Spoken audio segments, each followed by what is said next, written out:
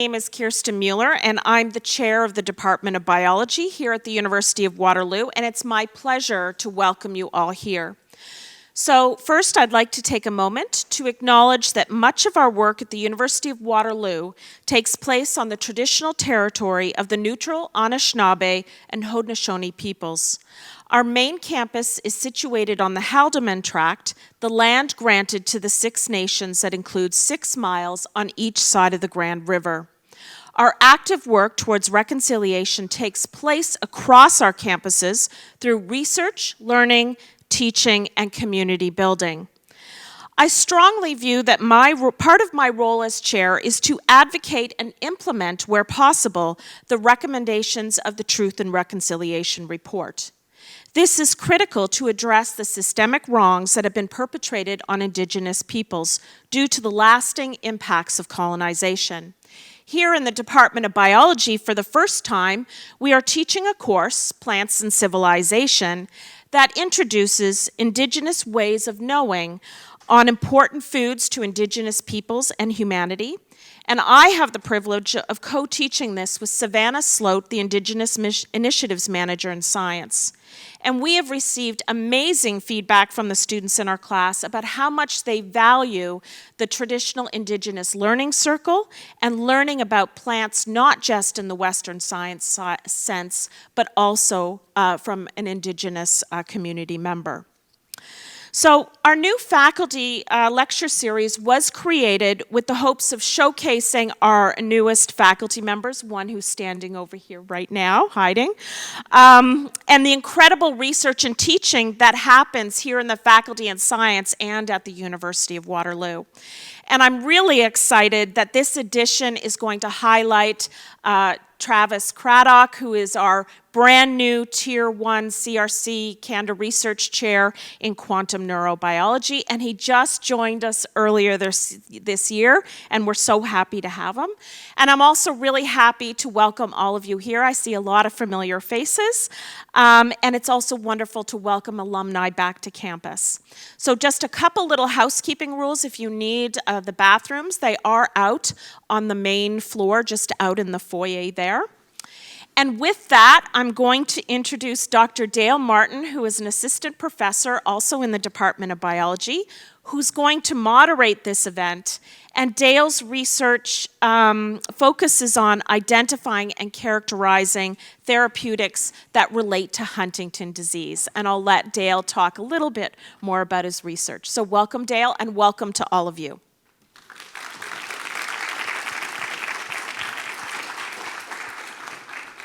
All right. Thank you, Kirsten, for that wonderful acknowledgement and for the introduction.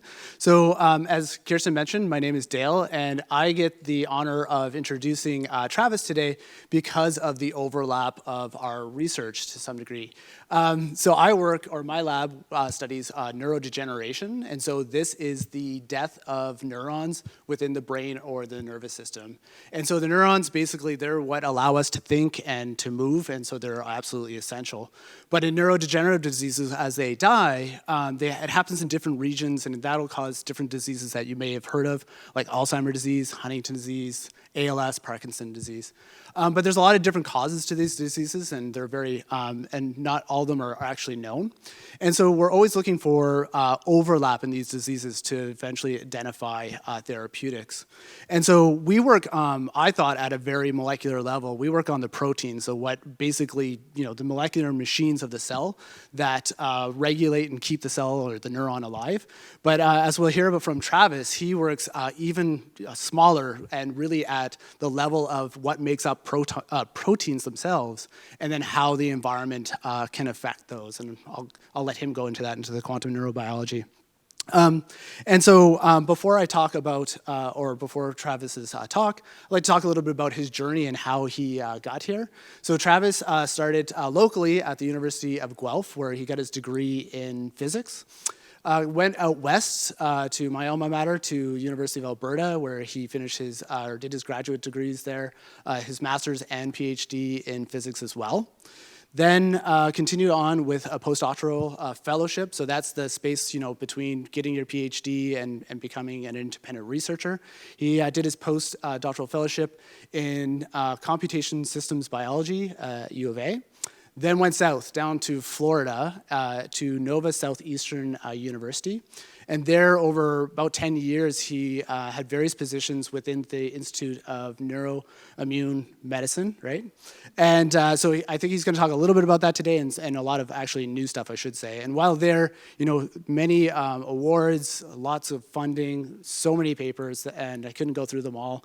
But we were able to lure him back with Canadian, or with the CRC position. So this is the very prestigious award for the Canadian research chairs in quantum neurobiology.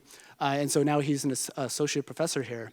And so he's going to talk today about, as well, quantum neurobiology and neuroinflammation. And so that's actually one of these aspects that completely overlaps with many or all neurodegenerative diseases. This neuroinflammation is something that we kind of see in a potential new target, I would say, in neurodegenerative diseases. And so before I hand it over to Travis, I just want to say, after this, we're going to follow up with a Q&A. It's going to be interactive between you, me, and Travis. So just hold your questions until then, and we look forward to your presentation, Travis. So thank you.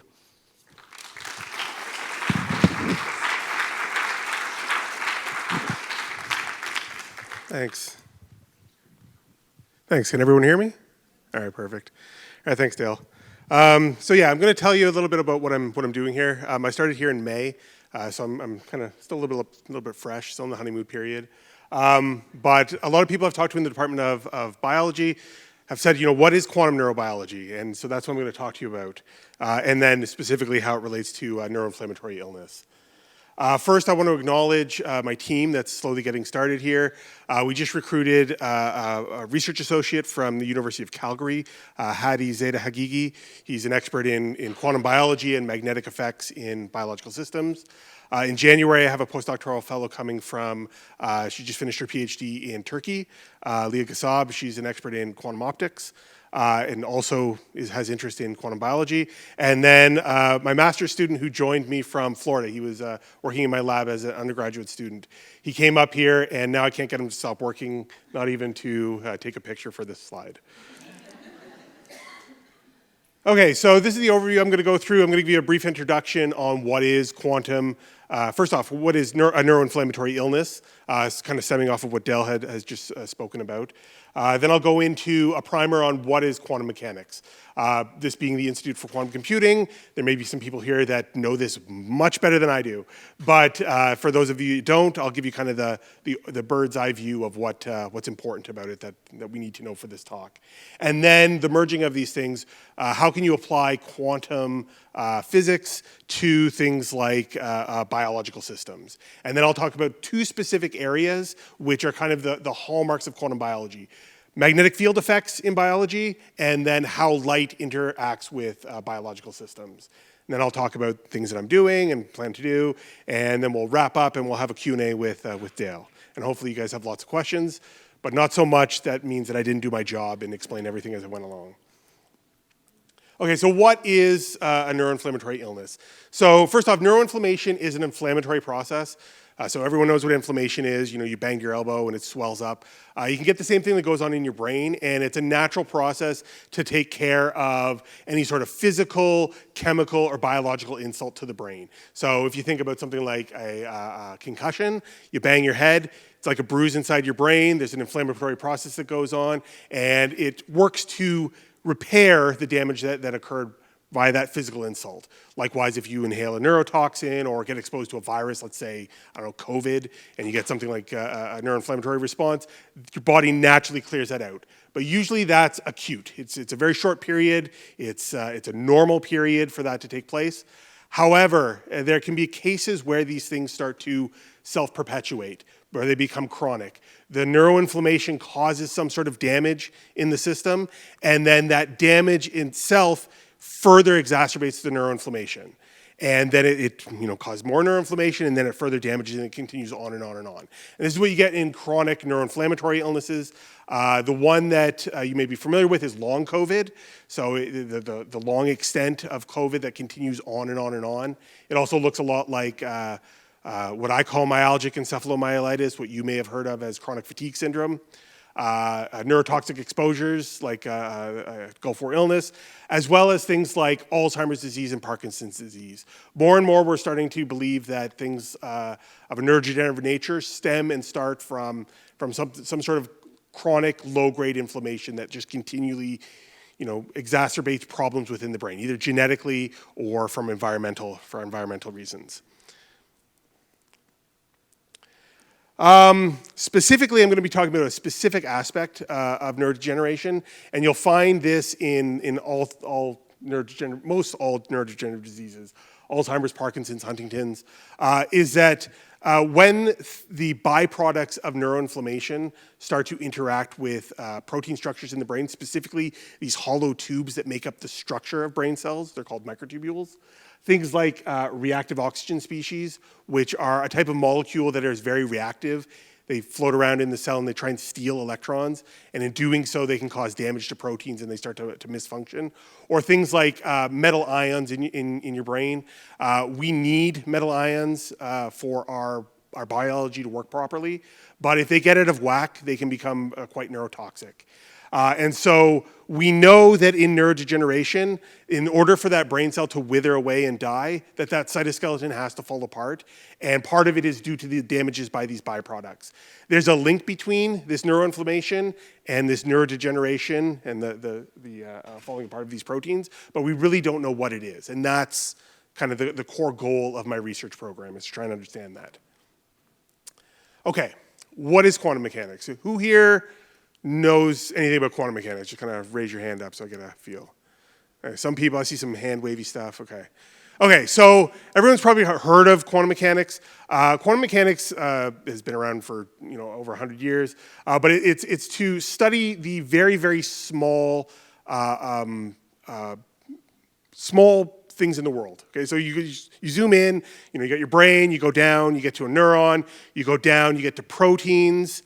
Inside the neuron, you go down and you look at those proteins. Those proteins are made up of various molecules and amino acids, and those are made up of atoms. And when you get around to that scale of these small molecules, these amino acids and atoms, or even smaller to electrons and protons, or the nucleus of the atom, this is where the realm of quantum mechanics takes over. And the way that those things behave is different from the way that we see everything behaving on a regular everyday. And these are kind of the hallmark things. So one is that certain quantities, certain measures are not continuous. They are, in fact, what's known as quantized. So, for example, I can slowly move across the room and very, very small steps, and it's more of a continuous motion as I go, okay? But there are quantities in quantum mechanics that there's no way that I can go from here to this next spot. I'd actually have to make a leap over to a farther distance.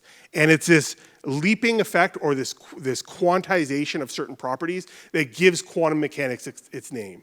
Things like energy. You can't just have a varying degree of energy in a system. There's distinct energies that can be absorbed in a system, and if you aren't reaching that, you stay at one level until you get to that perfect amount, and then you jump to the next level. Wave-particle duality. This is one of the weirder things that occurs. So we like to think of everything as objects. Billiard balls. When we think of the way that molecules behave, we think of billiard balls, banging into one another and moving around. In reality, the better way to describe this is to think of it as a wave describing where those entities, those particles can be. So the best way to think about this is in a classical system. If you have two rooms that are separated by a wall, okay, is that you can have the ball on one side or on the other. But in a quantum system, because it's a wave, this thing is spread out across both boxes at the same time. And depending on the energy of the system determines how much the chances of you finding it on one side or the other. This gives also to that final term there, quantum tunneling, is that if you find the particle on one side, you make a measurement and you're like, I know it's on the left-hand side of these two boxes or in these two rooms. I know where it is. Okay, normally you would not expect to find that ball on the other side at any point from that point on. But because of this property of quantum tunneling, there's a non-zero probability that that particle will show up on the other side of that wall. It's like if you walk into a room and I saw my student Caleb, eating lunch and close the door, and then I looked around and he's already at his desk doing work. Be great, it would be awesome, but that would be really weird for that to occur. The uncertainty principle. There are certain properties in quantum mechanics that you can't know both of them at the exact same time. The more precise you know one of these quantities, the less precise you know another quantity. So one of the things is momentum or velocity and position. You can't know both the position of a particle and the velocity of a particle with absolute certainty. And there's a joke that they tell about this. Heisenberg, one of the founders of quantum mechanics, he was speeding down the highway, pulled over by a policeman, and policeman comes up to Heisenberg and says, "Do you know how fast you were going?" And he says, "No, but I can tell you where I was." Final thing, speed and position is one thing, energy and time is another thing. And that may have bearing later on. Finally, and this is the weirdest thing, quantum entanglement is if you have these two separate, I'm using air quotes here, particles that interact with one another, they can have properties that are related. So one of the things I'll talk about later is a quantum property called spin. And because of the way that conservation laws work in physics, is that if one of these spins is up, then the other spin has to be down. Okay, so they have to cancel one another out. So if you have these two particles that are interacting with one another and you pull them apart, then if one is up, the other one has to be down. But you don't actually know what direction either of them are pointing. And so as these things move farther and farther apart, sorry about that, when you measure one of them to find out what property it has, you instantaneously know what the property of the other one is because of this relation. So for example, if these two things are entangled, I could choose to measure it and say, okay, it's up, and I know the other one's down. But if I choose to measure it and say that it's left, then I know that the other one is right. And we're still learning about these properties and how to take advantage of them in quantum computing and quantum security and all this kind of stuff. More so, it's very difficult, but I do believe that there's something to do with quantum entanglement in the field of biology. Okay, what is quantum biology? Okay, quantum biology is the application of all these theories of quantum mechanics to biological systems. And what we want to determine is, are there effects in biology that take advantage of this quantum weirdness to give biology an advantage? And if so, can we use that to design better treatments, to design better diagnostics, to have a better understanding of the way that biology works? Now, at a fundamental level, everything is quantum mechanical. Every molecule, every atom, every proton and electron behaves in a quantum mechanical manner.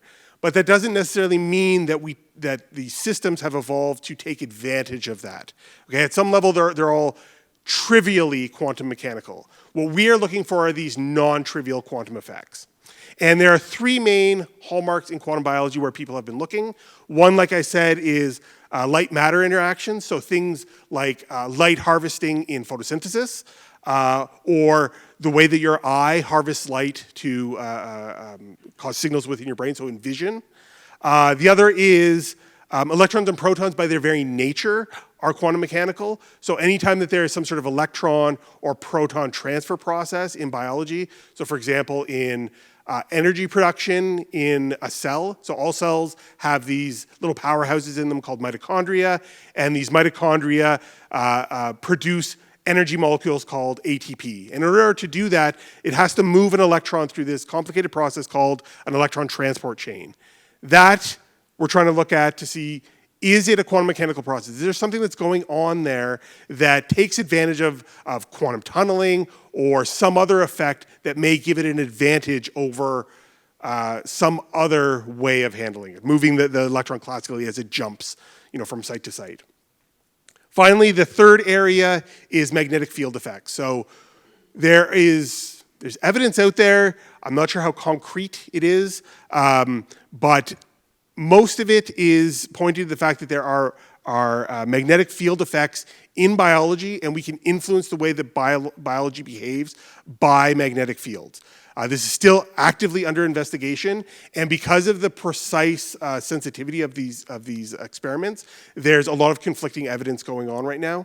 But more and more, it's starting to appear as if these magnetic field effects, especially weak magnetic field effects, may be affecting the way that biological systems behave. And we're seeing that in things like they call it avian navigation or bird navigation, or what's known as radical parachemistry, and I'll get into that as we go on here. Okay, I'll start with this one, magnetic field effects. So magnetic field effects are, they take advantage of this quantum property. I said there are certain properties in matter that are only quantum in nature, and one of them is what's known as magnetic spin. And if you look down at the nucleus of an atom, the makeup of that atom is made up of protons and neutrons. And depending on how many protons you have or how many neutrons you have, it will determine whether that nucleus of the atom has a property called magnetic spin. And it can have various quantized measures, or it can have a value of 0. The ones that have this magnetic spin property, a non-zero value, are sensitive to magnetic fields. And that's what that kind of little illustration on the right there shows, is that if you have this little nucleus and it has this magnetic spin, if you put it in a magnetic field, it will precess around. And the speed at which it moves is determined by the strength of the magnetic field and the size of that magnetic spin. Now, that means that if you put this thing in a magnetic field, it should affect the way that it behaves in chemical reactions. And so there are ways that this can, magnetic fields can affect chemical reactions, and there is evidence for this.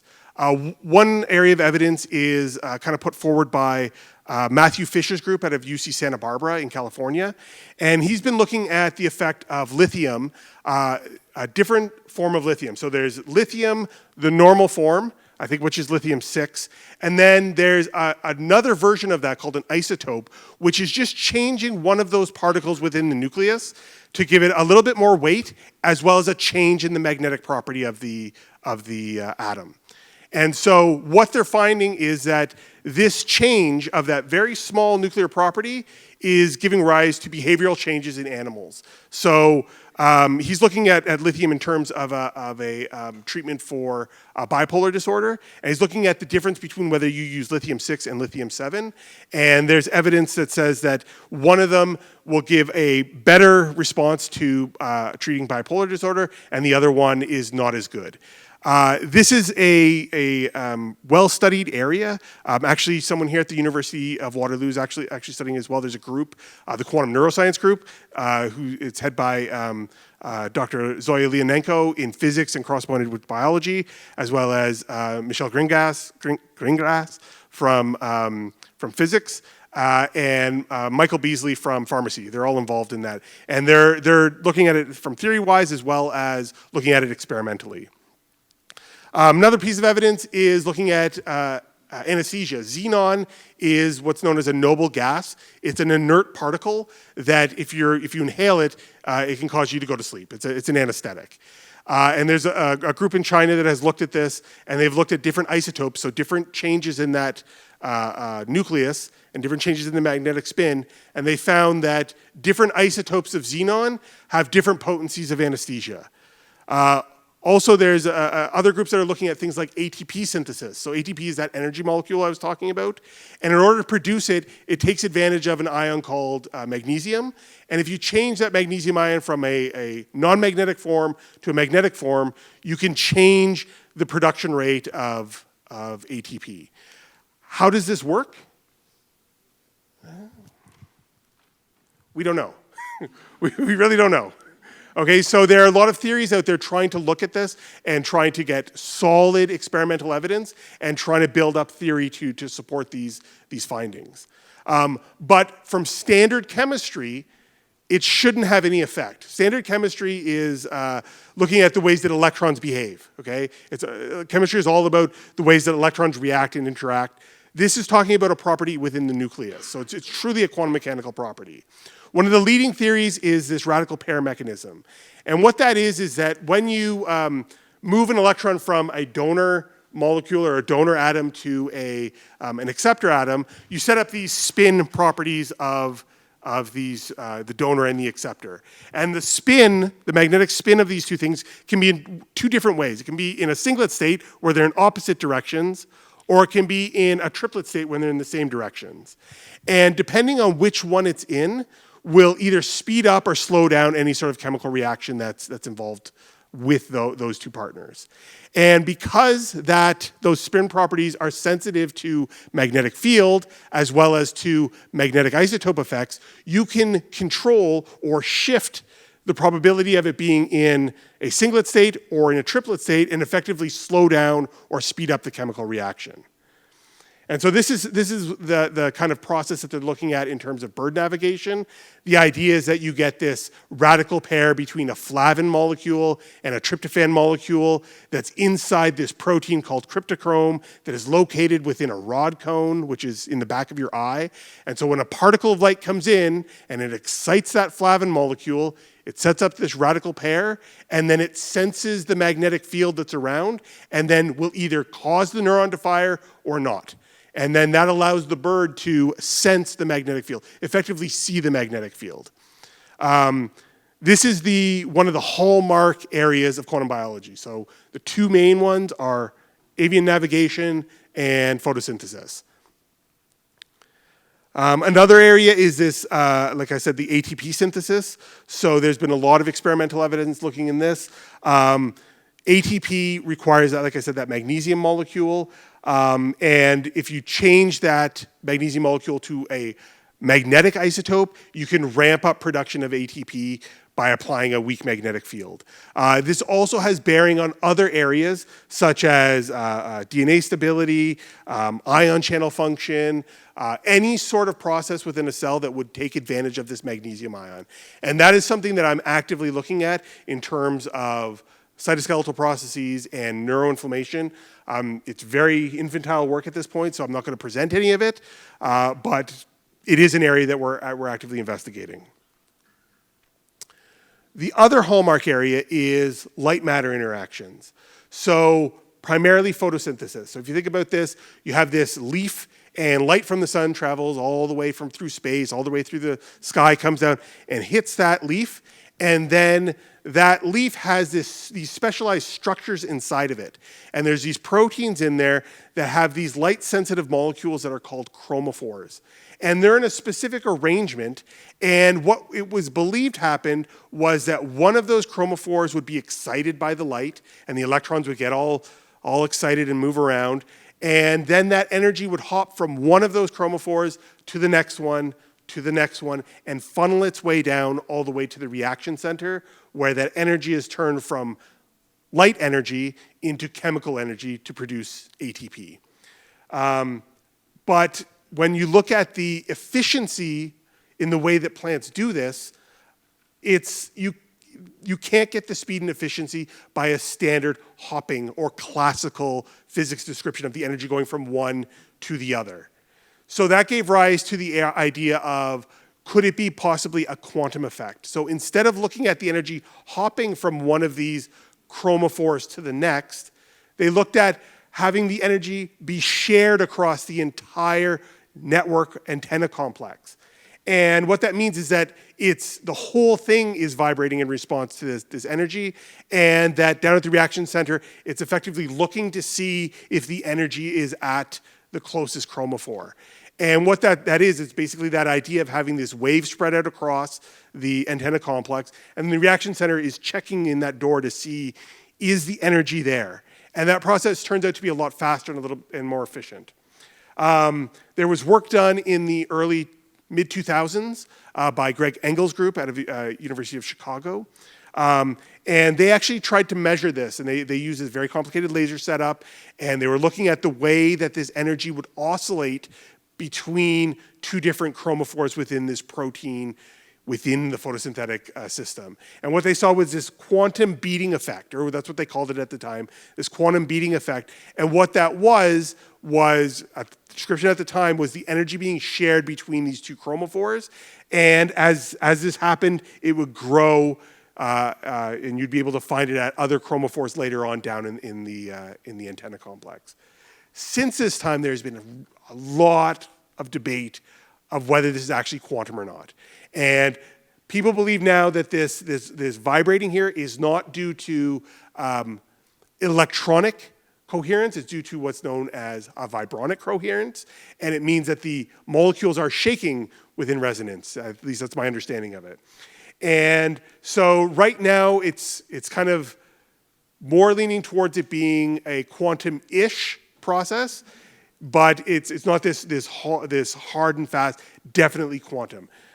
So again, this is something that is actively being investigated, but it is the same sort of idea that people are using to design new solar cells. So artificial light harvesting systems is this kind of description of these chromophores and the way that they interact with one another to design better ways to harvest light within a solar cell.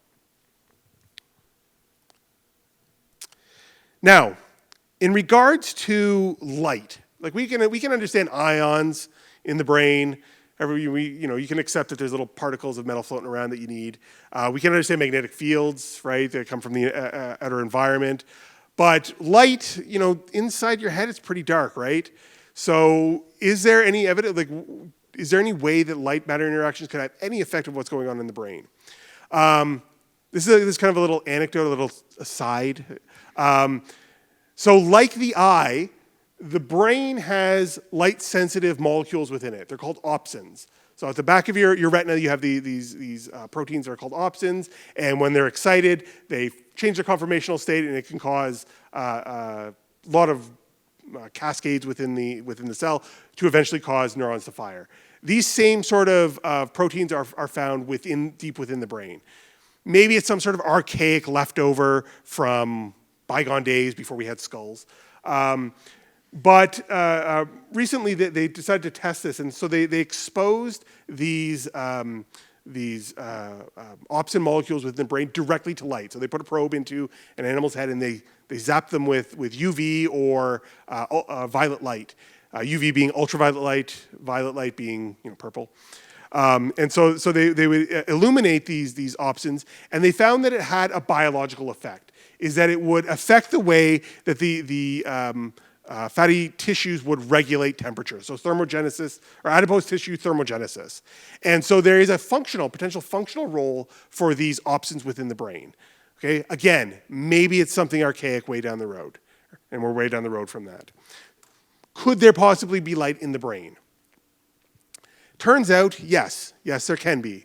Our bodies take oxygen in, and they go through a process called oxidative metabolism, and that they do this in order to generate ATP, that energy molecule I keep talking about. But during that process, they create those other molecules that I was talking about, those reactive oxygen species. Okay, they're a natural byproduct. You need them in your cell. They are used for signaling within the cell normally. When you get an overaccumulation of them, that's when it starts to become dangerous. You start to get into things called oxidative stress, and this is where these damages occur.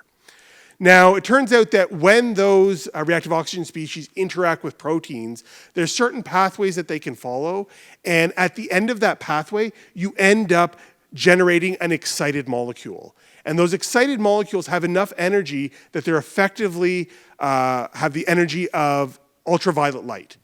And then those things can relax and release a photon of energy or a particle of energy within your brain or anywhere in your body for that matter. And this is something that is actively being studied. This is something that people are starting to use for diagnostic purposes. And you can record this. It takes a long time because this light is very, very weak. They call it ultra-weak photon emission. It's not something you can see with your bare eye. It's several orders of magnitude smaller than the intensity of normal light that we can pick up. But if you sit in an ultra-dark room with ultra-sensitive detectors, then over time you can get enough measures of these particles of light, these photons, that you can see what's going on within a body. And people are starting to use it in things like rheumatoid arthritis. So they've shown that you can see which limbs actually have more inflammation in them via this release of this endogenous ultra-weak light. but could it be used within the cell? Could it be used for a purpose, or could it be damaging within the cell? And that's part of my research area. So one of the areas that I was talking to you about are these microtubule proteins. They're always co-localized in neurons with mitochondria. So mitochondria and microtubules have this bidirectional relationship. Microtubules are these long protein filaments within the brain that hold up the shape of the neurons with those long processes, the axons and the dendrites. And they have little proteins that walk along them called motor proteins. And these things anchor mitochondria to them. And it turns out that mitochondria, a lot of their processes, mitochondrial fission, for those of you that are in there, it requires these motor proteins and microtubules in order for that process to take place naturally or properly. Microtubules, on the other hand, they rely on energy molecules in order to form properly. So there's this bidirectional relationship. And because they're closely located, there's a good chance that they're the first ones to pick up some of this reactive oxygen species damage if there's an overproduction of ROS within the cell. What are microtubules? I've been talking a lot about them. Like I said, they're these protein polymers. So on the left over there, over here, this is the tubulin protein. It's made up of two almost identical subunits called alpha and beta, but they're never found apart within the cell. And they stick together end to end to form long strands called protofilaments. And then these things stick side to side to wrap around to form this hollow tube. And then within neurons, they form these unique architectures which are parallel to hold up the long processes of the axon where signals are sent to other neurons, or the dendrites, which are shorter, but they pick up signals from other neurons. And their size, let me go back to that. Their size is about 25 nanometers in diameter, and each of the proteins is about 8 nanometers long, by 5 nanometers wide. This is the scale where you start to get into the nanotechnology scale, the realm. You're starting to get close into there of where quantum effects you'd expect to find them. Things that go on within the protein are definitely starting to look at that quantum realm. So what I'm looking at is how this reactive oxygen species generates a photon or a particle of light, and how it can excite certain molecules, chromophores as I called them in photosynthesis. But in microtubules, what I'm looking at is how they interact with specific amino acids, and a specific class of amino acids, which are called aromatic amino acids. These are things like, you may have heard of them, there's tryptophan or tyrosine or phenylalanine. And they have very excitable electrons in them. And so what we start to look at is, if that's a patch of microtubule here, and if you remove all the protein stuff that I'm not as interested in and look at just at the tryptophan molecules, you see that they form these long channels here. And so these channels, the spacing of these and the energetics of these are very, very similar to what you would see in a photosynthetic system, like I showed you earlier for the plant. So a goal of my lab is to treat microtubules as a nanomaterial. So one of the things in bioengineering is to design mimics of microtubules. So they use things like carbon nanotubes to design multi-walled carbon nanotubes that have the same sort of size and shape as a microtubule, and then they put them in cells. And they can show that it can either support microtubule growth or it can diminish it depending on what the properties of that carbon nanotube are. So goal in bioengineering is to mimic microtubules. I'm doing the reverse. I'm using the tools of bioengineering to study biology, the proteins of the microtubule. So we look at things like, how do these things behave when they're exposed to light? We look at how we can probe them with magnetic fields. We look at how energy transfers through them using a process called exciton transfer. And these are things that are being used to design novel nanomaterials. So here again is that protein tubulin, and these are those aromatic amino acids, tryptophan. I'm just showing you the spacing there. We look at how strongly they interact with one another when they're excited, and we find different patterns of behavior or different excitation patterns within them, depending on how much energy you put into the system. And then we simulate how that energy would transfer within a single protein or across a protofilament, that long strand, or within an entire microtubule. And because there's a lot of things that we don't know, because we're still trying to learn things from experiment, is we have to assume a lot of parameters. And so instead of just picking one, we kind of look at all of them and see, what does it tell us? We have these free parameters that we can vary within reason, and we look at the general behaviors. And so what this is telling us here is that when you excite one of those molecules within a tubulin protein, a microtubule protein, is that if you're looking very, very conservatively, it's not going to go anywhere. Okay, but if you're looking at more of the liberal kind of parameters, it can travel a very, very far distance. And this is 12 proteins away. And that's effectively 120 nanometers. So in terms of these processes of light moving within a system, energy migration, that's a very far distance. We don't know exactly where it is. I mean, we didn't at the time when we did this, because we didn't have the experiments. But these theories can show what's possible. And it gives experimentalists something to work from. They say, oh, that's interesting. We should check and see what happens here. And so we got some collaborators to actually perform these experiments. And what they did is they put dyes or other light-sensitive molecules on tubulin proteins, and these dyes would steal the energy from tryptophan and emit it out into the environment where we could measure it. And so what we did was, what they did, I kind of helped a little bit, a little tiny bit. They labeled all the proteins within a microtubule. So every single one is there. And then they measured and they looked at how long does it take for the energy to come out of the system once you put it into the system. And what you get is what's called a fluorescence decay curve. And so it just tells you how long it takes for that energy to come out. And then they took away some of those dye molecules. So there's less there. So there's spacing between them. And you looked at how long the energy takes to come out. And then they looked at even less dye molecules and less and less and less. And then they looked at what happens if you have no dye molecules there. How long does it take to come out? And they looked for the point at which the smallest amount of dye molecules that looked the same as when you had a bare microtubule. And then what that did was it said, this is the spacing, the average spacing that you would expect between these reporter molecules, where it looks exactly like what it would be if there was no molecules there at all. And that allowed them to estimate what the spacing was of how far this energy could travel, because they knew that just prior to that, that would be how far it could actually travel before we could pick it up. And so what they found was when they measured this is that the distance that it would travel was about 6.5 nanometers. So about halfway between what we found in our predictions. About a tenth of what we found in our predictions. It's still long compared to what we would expect in a biological system. Classically, it's predicted that this energy would only travel 1.5 nanometers. And we're seeing that it travels about 6.5, which is 4 times longer than what is expected. And so we're still trying to figure out what is going on here. There's things in the experiment that we want to do better. There's things that we can't know from the experiment because of the way that it was set up. There's a randomness to it that we would like to improve upon. But it's possible that this energy could travel farther, which is why we're still looking at it. There's a possibility. There isn't a possibility that it would travel shorter.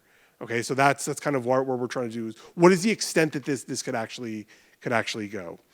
And so this is the idea in this, is that reactive oxygen species, are generated by mitochondria in the neuron, close to microtubules. Those reactive oxygen species excite a molecule in the protein, and then that excitation energy gets transferred to these aromatic amino acids, and then it transfers along the length of the microtubule. Where does it go? We don't know. But if it's transferred away from sites of interest, things that are required for the protein to act properly, this could be a neuroprotective property. If it's something where it transfers to a site that's important to potentially damage it and change the shape of the protein or damage a key functional aspect of it, this could be a way that the reactive oxygen species is damaging the microtubule protein. And knowing these things, we can start to design ways that we can either enhance this for neuroprotective properties or prevent it to stop neurodegenerative or damaging properties. It could either be pharmaceuticals. We could throw pharmaceuticals in there that could block this kind of thing. We could influence it with other light properties, right? We could add other light-sensitive molecules. We could irradiate it with a wavelength of light that may counteract this, or we could influence it with magnetic fields.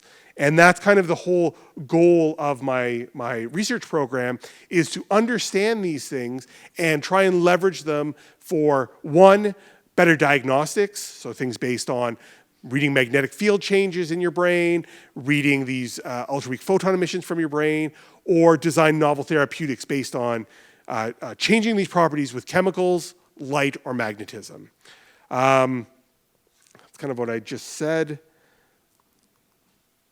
And so in conclusion, studying quantum biological effects in the brain is an extension of a computational and theoretical neuroscience. It's theory by nature, but we're trying to tie it into experiment. That's a goal of our lab, is not just to do theory and fun, cool stuff on the blackboard, but stuff that we can actually talk to experimentalists about, where they can actually do experiments to either confirm or refute our predictions. And we're actually working strongly to try and get our own experimental setups up and running. Quantum effects in the brains may affect things like enzymatic processes, ion channel functions, nerve impulses via something like the avian compass, and these may be manipulated by light and magnetic fields. All tissues, all living systems emit an ultra-weak light, which may be used by the body for signaling purposes, or it may be some sort of damaging, may have some sort of damaging effect. We don't know that yet. And because it's tied to reactive oxygen species, there's a potential for it to be damaging.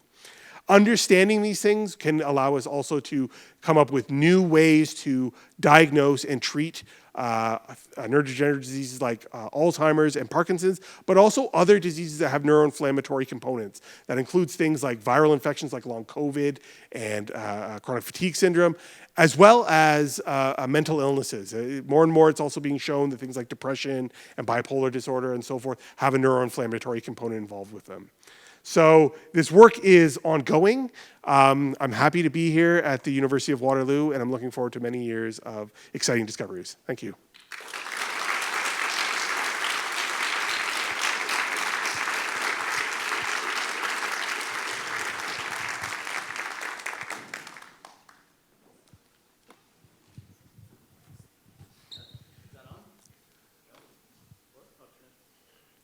There we go, on button. All right, thanks, Travis. This is fantastic. So I guess we're going to move into the interactive Q&A, but I don't know if I'm going to be much use here because I feel like there's going to be a lot of questions. But first of all, I want to ask, I had actually a lot of questions, but I was kind of curious about a couple different things about when you're talking about some of the magnetism, like at the level of the cell and the different ions, right? So there's I guess, we talked about this before too, there's some percentage, I guess, of these magnetic isotopes in us already, right? And then so I'm wondering how that relates to some of the microtubules that we might see, or like, again, what happens if you just expose us to a big magnet like an MRI? Like, why are we not seeing larger effects, I guess? So yeah, you're right that these magnetic isotopes occur naturally. You don't have to make them, but they occur in very, very low abundance. So I think magnesium, the magnetic isotope, is about 10% of normal natural magnesium. Yeah. And so only about 10% of everything in your body would respond to this system, to the magnetic fields. Yeah. And so you wouldn't expect to see a very large effect because of it. If you were to replace all of the magnesium in your body by magnetic aversion, then you might be able to see something. Is that possible? If you went on a strict diet, yes, you could. You could take supplements and so forth, and then of course these effects are also exacerbated by magnetic fields. So you would have to take this supplement and then undergo some sort of magnet therapy. Right. Is there... Oh, take a question from there. Yeah. That's exactly what I was going to ask. So what would you say to all the people that are going to go out and buy magnetically sensitive magnesium now that you're magnetic cloak? I would say if you could find, if you can go pick up magnetic magnesium somewhere, let me know. Because I have to order it from some company in Europe who gets it from, I think, from Russia.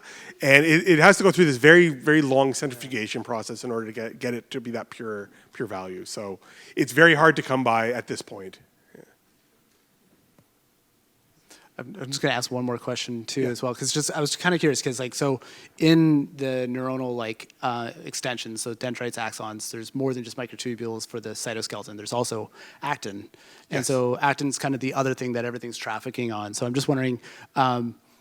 Because I don't know the consistency, how much tryptophan is in there, but is there less tryptophan or other amino acids? There's less tryptophan, and the way that it is so if you saw those tracks of microtubules, that it's fairly uninterrupted as it goes down the length of the protofilament.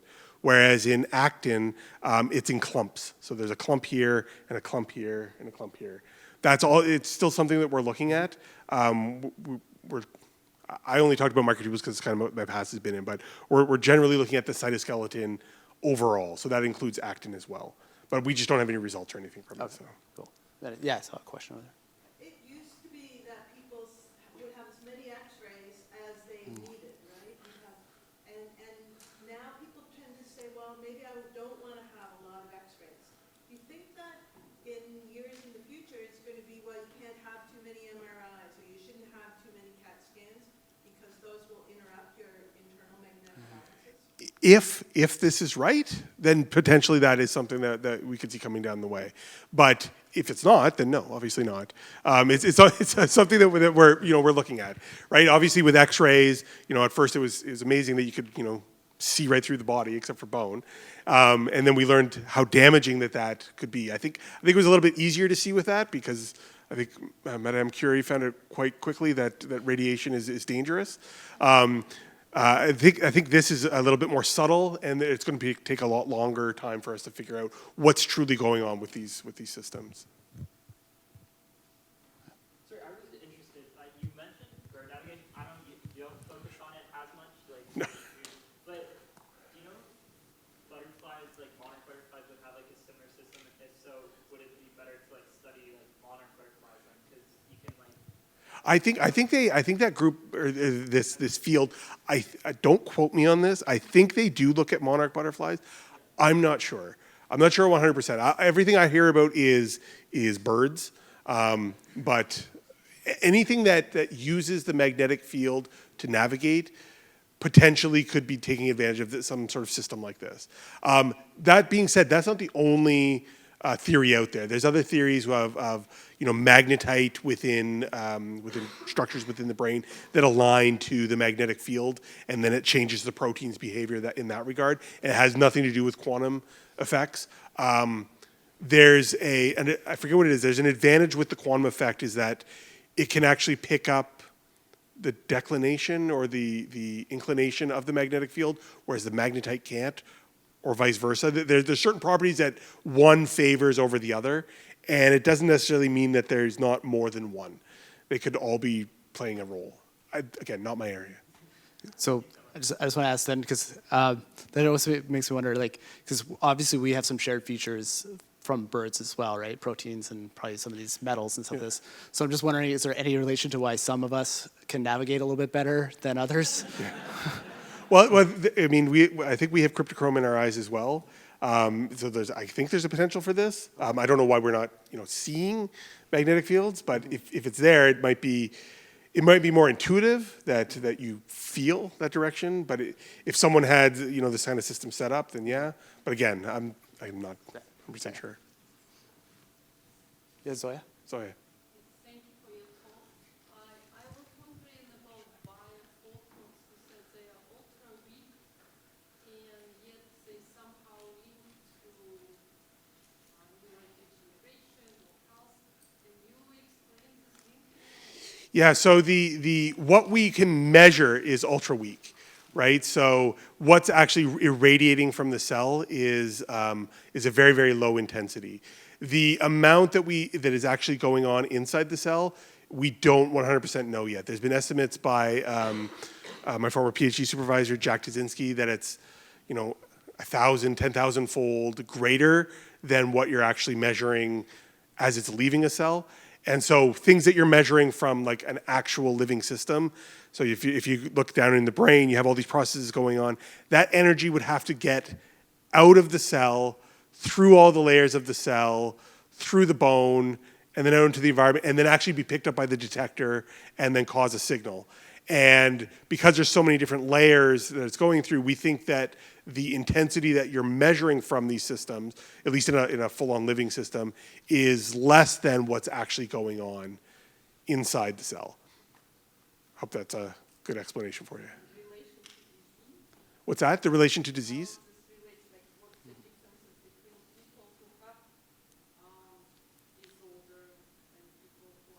Oh yeah. So someone who has a disorder. So if you have inflammation going on, when you have inflammation, you have an overaccumulation of reactive oxygen species, which is known as oxidative stress, and because you have more ROS, reactive oxygen species, they can create more photons. So when you're measuring a system, if you have more light coming out, it would indicate more likely that you're unhealthy. Is that there's an inflammatory process that's going on. I don't want to say unhealthy. I would say that there's an inflammatory process going on, because if you're measuring it, it may be an acute inflammatory response, but if you're measuring it and it stays constant for a long time, it's probably a chronic problem. Yeah, I think Yasmin has a question. Great talk. I just had a question about the inflammation. Great talk. I just had a quick question about the inflammation. So I'm probably simplifying it a lot, but the inflammation causes ROS, which causes light, which could damage. So my question here is, what would be the solution? Like, would you prevent the reaction that causes the ROS, or is there a way to quench the light itself? Yeah, those are the mechanisms that we're looking at. So one is from a basic kind of drug discovery type of thing is if the ROS is coming in and getting to a certain region where it's causing a damage, if we can put a drug in there to prevent the ROS from getting there, then we could potentially prevent that interaction from going on. If we can't do that, then if that energy is traveling to cause some sort of damage, if we could insert let's say a drug to move the light so it doesn't go to where it causes the most damage. So that's one aspect of how we would try and do it. So either quenching, like you said, where that drug would absorb that energy and then irradiate it at some lower wavelength where it wasn't damaging. Those are kind of the chemical approaches to how to treat this. Other more advanced things are trying to figure out how to manipulate it with other light sources or other magnetic fields. That's kind of a little hand wavy.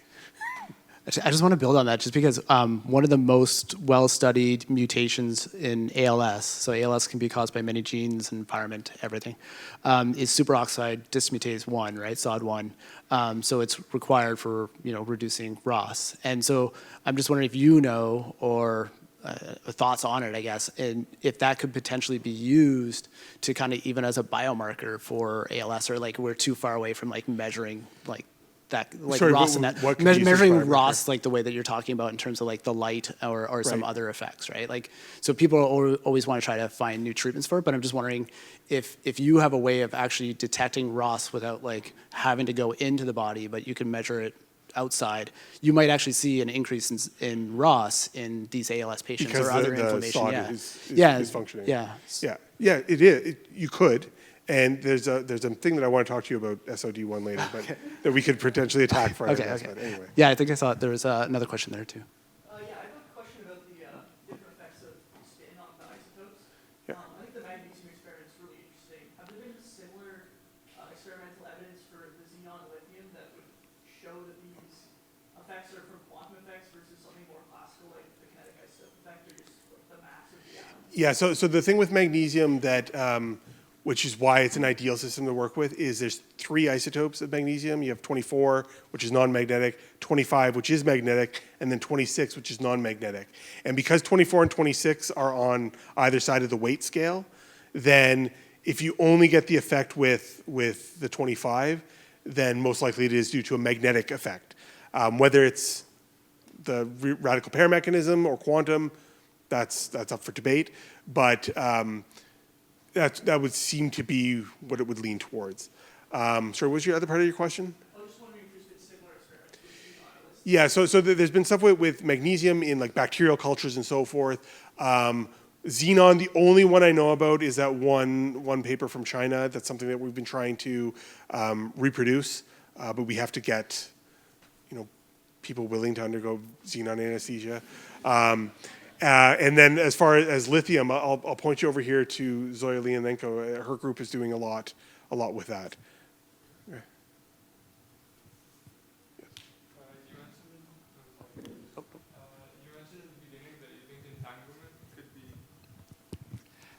You mentioned in the beginning that you think entanglement could be relevant to biological processes. Is that just through the radical pair mechanism, or do you think there could be something more to it? Okay, I think there could be something more to it, and studying the brain, I'm interested in all aspects of the brain, memory, things like consciousness, and that kind of is what ties me into my study of anesthetics.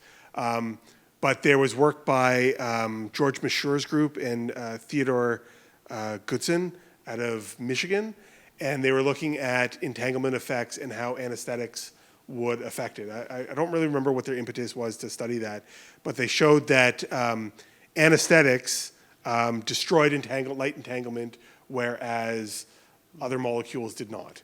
And so I thought that was very interesting. I don't know what that means, but that's kind of what I was alluding to when I had said that, is that there may be other things going on with entanglement that we really don't understand yet.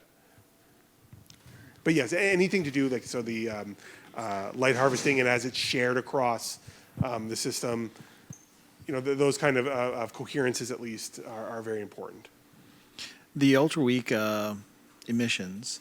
What spectrum are we talking? Like, what's the energy level of these? And is is it punctuate? Like, it's actually specific levels because it's quantum emissions? Yeah. So so it's not like a black body. It ranges, right? So I mean, there's been a lot of people. Well, not a lot of people. There's niche people have looked at it, and there's been experiments, but it's ranged. So I think the lowest reported evidence, I don't know if it's reliable, is around 200 nanometers. So it's in the ultraviolet, all the way up into the ultraviolet, all the way through the visible and into the IR. So it's but where the most of the work that I've seen done is looking at it in the 300 to 500 nanometer range. I don't know if you're familiar with that. But then like UV rays, like inflammation as a response, if it was emitting UV rays and it was enough, like that itself would do damage, right? Wouldn't there be a biological response to tamp that down? Since like UV rays in your body, if it was emitting UV rays, then yes. That's why I'm saying that stuff where it was like below 300, the measurements of actual rays coming out, that's where it's very speculative. But that reactive oxygen species process where it results in an excited molecule, that excited molecule has the energy as if it was excited by UV, but it hasn't been excited by UV. It's been excited by this process. And that energy is the energy of UV, and then it's transferred non-radiatively. So it doesn't emit UV. It transfers it by whatever means, through tryptophan or whatnot.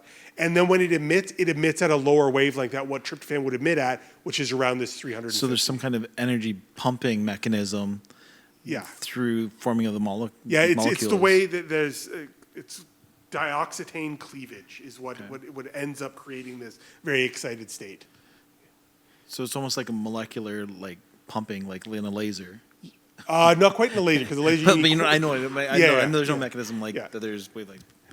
Just on that aside, there's a group. Doug Brash's group has looked at this chemical process, and they have experimental evidence of this dioxetane cleavage generating energy. They don't know how it's transported, but it somehow transports to damaged DNA, and they have experimental evidence for that. There's a paper in Science from maybe 4 or 5 years ago. But they don't have the full mechanism of that. But they do believe it's due to this dioxetane cleavage, somehow non-radiatively transferring the energy to a site of damage, which is exactly what I'm proposing, just in a different system. So I just want to say that, so emitting that light, like if we just bombarded a human living tissue with that light, it's not going to cause the same effect. That's like... If you bombard living tissue with like UV light? With that spectrum of light. Oh, if you bombard with that, you're going to cause a lot of damage. UV, Yeah. Infrared, probably not. Because like, No, people are using infrared for therapeutic purposes now, but you're gonna influence those systems, and if you bombard it, you're gonna influence it a lot. you wouldn't want to bombard it with UV. Sorry, I would just like to get your thoughts about the experiment where they looked for light or a photon and they noticed an effect in brown adipose tissue. And because, of course, the hallmark of brown fat is that it has uncoupling protein. So I'd like to hear how you think that, whether there's a role for the UCP or what's the significance of the fact that it's brown fat. Oh, I honestly, I have no idea. That goes well beyond what I know about that work. All I know is that it was through this opsin channel. I don't know how that causes the neuron to fire.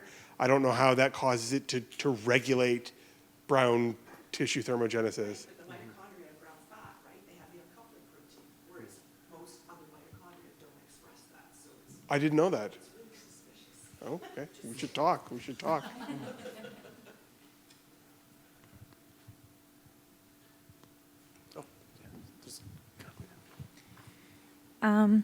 Just maybe, I'm not sure if anyone's ever looked into this or just looking to hear your thoughts, but when they do surgery, oftentimes they expose tissue that is not supposed to be exposed to light. So has anyone ever looked at like the effect of light that's kind of effect of humans when there's surgery? That could have a negative implication on the surgery or have an effect? Well, I think at that point, I mean, they're radiating it to kill any bacteria and so forth. So you're going to be having inflammation anyway if you're cutting into the skin. The light might add a little bit more, but I think there's an added benefit of taking care, removing any sort of bacteria that might be in there. Think about it this way, though. If you're irradiating with UV light and you're killing bacterial cells, there's probably a chance you are killing some healthy cells as well. But again, that outweighs the benefit of getting rid of the bacteria within an open incision. Hi, I'm not a biologist. I'm an electrical engineer here at IQC, and one thing I realized after doing my research here is that I probably should have taken a quantum mechanics course in my undergrad. I'm curious what your thoughts on making biologists take a quantum mechanics course. Yeah, I get that asked a lot. Turns out, but this guy Hattie that just joined the group, he runs he ran a quantum mechanics class for non-physicists, which makes use of no math, right? And so it just describes these processes and gets you to think along those ways. And I think it would be very good. I mean, I remember, when I was doing my undergrad that, we all had that kind of common core at the beginning, and I think there was a physics for life sciences. I don't know if there's something like that here, but they take physics. So they have to take physics. In this case, they had a specialized physics at the U of A specifically for life sciences as opposed to someone who's going into physics or chemistry or engineering. I think that having a quantum, if you're going to go into this field of quantum biology, then yes, I think it would be very advantageous.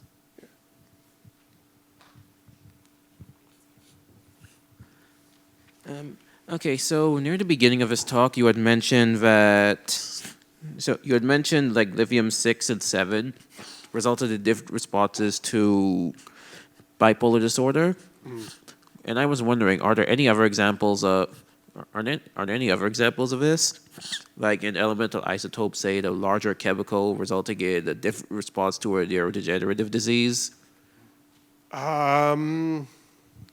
I don't think so. So those examples that I gave, the lithium 6, lithium 7, or the magnesium 24, 25, or 26, and ATP production, or I didn't mention, I think I had it on one of the slides.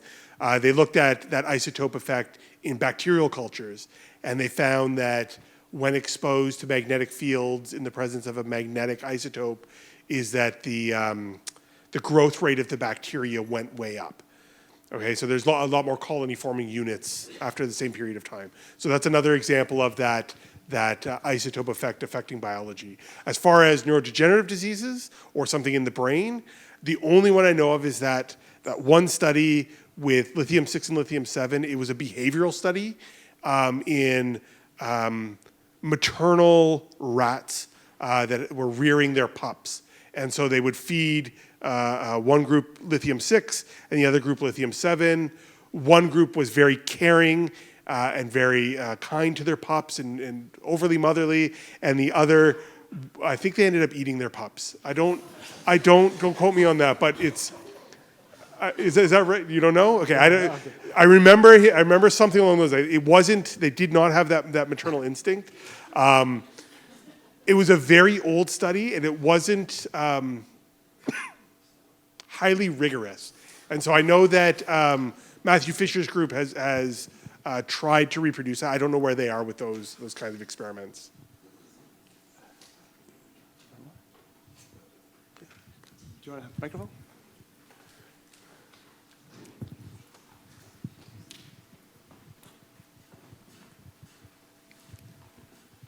Hi. There's a lot of speculation about oscillating magnetic fields, say, from power lines or even electromagnetism. Any idea what sort of time constants these processes have? Perhaps an oscillating field would just average to zero, or is it rectified somehow? That's something that I know people in the field are looking at. I know Neurosha Murrigan, who's down at Wilfrid Laurier, she looks at the effects of oscillating magnetic fields on systems. The standard answer that you'll get from engineers and whatnot is that you're far enough away from power lines that any field effects are weak and have no bearing on your biology. Same with your cell phones, right? The fields and stuff that you're getting from there are very weak. If these mechanisms are correct, then they may have some sort of bearing, but we have to see what that is, and we have to see what the effect of these things are, what the time constants, if there's oscillating frequencies, how that would affect it. The things that I've been talking about have been specifically static magnetic fields, and so it's static magnetic fields with a magnetic isotope that ramp up ATP production. That's the system that I'm most familiar with.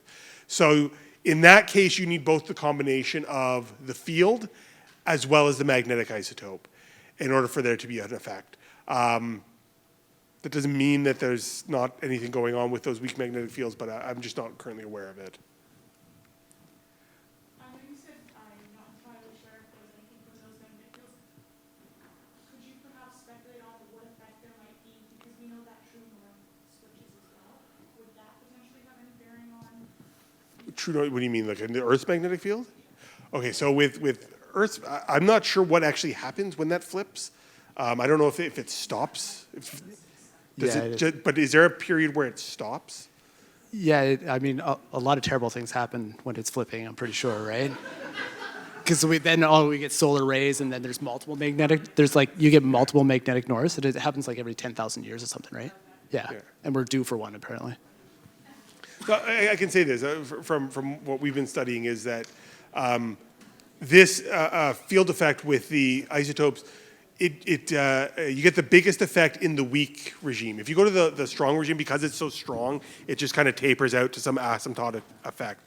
In the weak region, you get this very pronounced change, and it's almost like, I'm speculating here, but it's almost like biology's optimized to work within the window of Earth's magnetic field.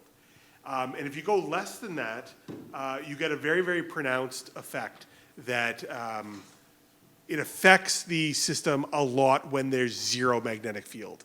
And so we've been exploring this in the context of space flight, travel to Mars or something like that. Once you leave Earth's magnetic field, there's a potential thing that it might have bearing on these sort of effects, or these magnetic field effects. Again, I have to stress that it's in the presence of a magnetic isotope. And so if we're naturally do not have magnetic isotopes, then I don't think you'd see an effect.